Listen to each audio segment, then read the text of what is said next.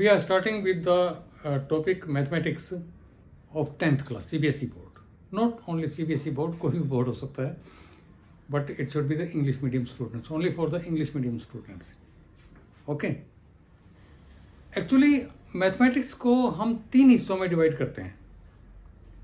पहला हिस्सा होता है बहुत ज़्यादा इजी, जिसके ऊपर ज़्यादा कंसंट्रेट करने की आवश्यकता नहीं है. सेकंड हिस्सा आता है वो चैप्टर्स जो कि इंटरेस्टिंग हैं, लेकिन अगर उसमें प्रैक्टिस नहीं की तो आपको प्रॉब्लम आ जाएगी.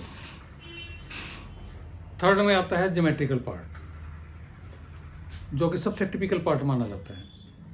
अब ज्योमेट्रिकल पार्ट के हमने एनसीईआरटी के अनुसार आपके चैप्टर्स लिख दिए हैं, एनसीईआरटी सिलेबस के अनुसार.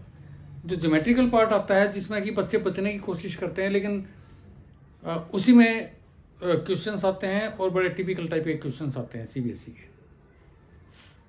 ज्योमेट्रिकल पार्ट्स में कौन कौन से आएंगे? एक तो ट्राइंगल्स ही आएंगे आपके. ओके, ट्राइंगल्स ये आसान पार्ट आता है. कोऑर्डिनेट ज्योमेट्री 2 ही पार्ट हैं, सेक्शन फॉर्मूला, डिस्टेंस फॉर्मूला, और आपका सर्कल. कंस्ट्रक्शन भी इजी पार्ट आता है. मैं इजी पार्ट को ई लिख देता हूँ, ई, और आपका ये कोऑर्डिनेट ज्योमेट्री भी ई में डाल देता हूँ. सर्कल. ओके, देन कम्स, और सर्कल भी हमारे 2 आए हैं. एक तो 10th नंबर पे आ रहा है सर्कल, और दूसरा आता है एरिया रिलेटेड टू सर्कल. बहुत इंटरेस्टिंग चैप्टर होता है ये. इसमें घबराने की आवश्यकता नहीं है, बहुत इजी है, मैं जो आपको कराऊंगा. उसके बाद आपका सरफेस एरिया वॉल्यूम, ये बड़ा थोड़ा सा इसकी प्रैक्टिस करनी पड़ेगी आपको. और स्टैट एक ऐसा चैप्टर है जो देखने में आपको आसान लगेगा, लेकिन इसकी कैलकुलेशंस बहुत लंबी होती हैं, और बच्चे यही मात खा जाते हैं जब वो अपनी गाइड पढ़ते हैं या कोई उनको कील वगैरह ली और रखी हैं. जब उसको रीडिंग करते हैं तो बड़ा अच्छा लगता है, जब करने बैठते हैं तो फंस जाते हैं. तो आप जस्ट उसकी प्रैक्टिस कीजिए स्टैट की, क्योंकि स्टैट में 3-4 फॉर्मूले आते हैं. एक ही क्वेश्चन को हम हर एक फॉर्मूले से करके देखेंगे. एक ही क्वेश्चन को एग्जामिनर की इच्छा है, वो एक पर्टिकुलर मेथड भी दे सकता है कि भाई इस मेथड से करो आप, और वो चाहे तो किसी भी मेथड से करो. अगर वो नहीं देता तो आप किसी भी मेथड से कर सकते हैं, लेकिन ऐसा होगा नहीं, क्योंकि इसका पहला मेथड बहुत आसान है. देन कम्स प्रोबेबिलिटी, जो कि ई आता है, इजी पार्ट. अब इसमें करना कौन कौन सा है? रियल नंबर्स में आप यूक्लिड मत छोड़ना. ओके, यूक्लिड थ्योरम हर हालत में करनी है आपको. करेक्ट. पॉलिनोमियल्स में कोएफिशिएंट नहीं छोड़ने आपने. Coefficients, relationship between the coefficients. Coefficients means जो ए बी सी डी लेके चलते हैं, ax² + bx + c = 0. तो ए कोएफिशिएंट है, बी कोएफिशिएंट है, और सी कांस्टेंट है, ये भी कोएफिशिएंट है. Then comes linear equation. काफ़ी इजी में आता है, ज़्यादा मुश्किल नहीं है. Quadratic equations. क्वाड्रेटिक इक्वेशन में आपने क्रॉस मल्टीप्लिकेशन मेथड किसी भी हालत में नहीं छोड़ना है. Okay. Then comes AP. AP में 2 फॉर्मूले आते हैं. डिस्टेंस फॉर्मूला, जो कि काफ़ी इजी है. ओके. और सेक्शन फॉर्मूला. सेक्शन फॉर्मूला आपने नहीं करना. सेक्शन फॉर्मूले पे बहुत अच्छी तरह से आप प्रैक्टिस करेंगे बार बार. करेक्ट. देन कम्स ये ज्योमेट्रिकल पार्ट आ गया, ट्राइंगल, और जो आसान पार्ट है आपका कोऑर्डिनेट, कंस्ट्रक्शंस और प्रोबेबिलिटी, जिसके बारे में अभी बात करता हूँ. देन कम्स ट्रिगो, 8वां और 9वां चैप्टर. 9वें चैप्टर का नाम चेंज कर दिया गया है, एप्लीकेशंस ऑफ ट्रिग्नोमेट्री है, जो भी है. पहले इसको बोलते थे हाइट एंड डिस्टेंस. इसके ऊपर 100% क्वेश्चन आता है.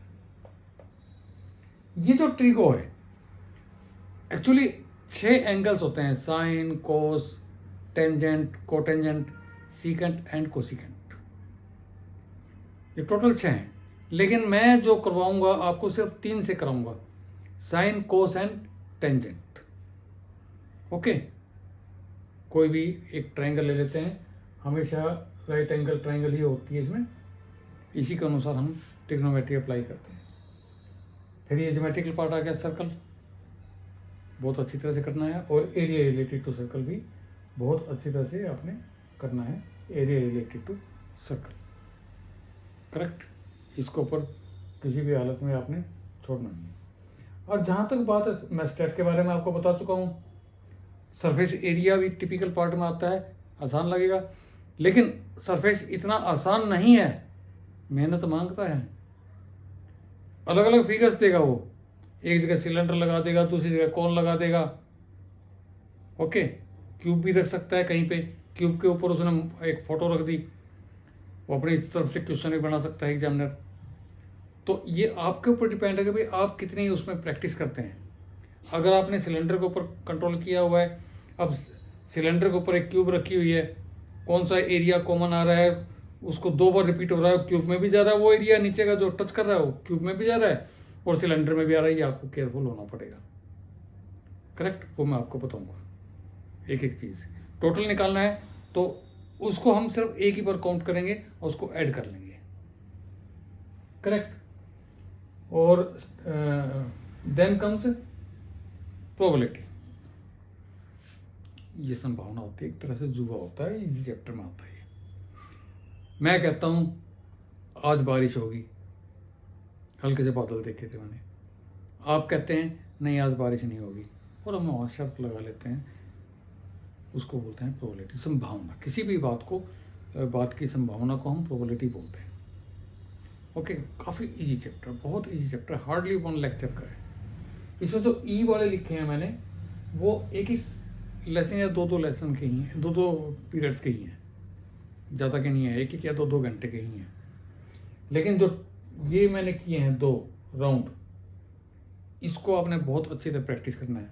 जो ये height and distance applications of trigonometry, इसको बहुत, जो मैंने आपको बताया 3 एंगल से ही कराऊंगा, साइन कोस एंड टेंजेंट।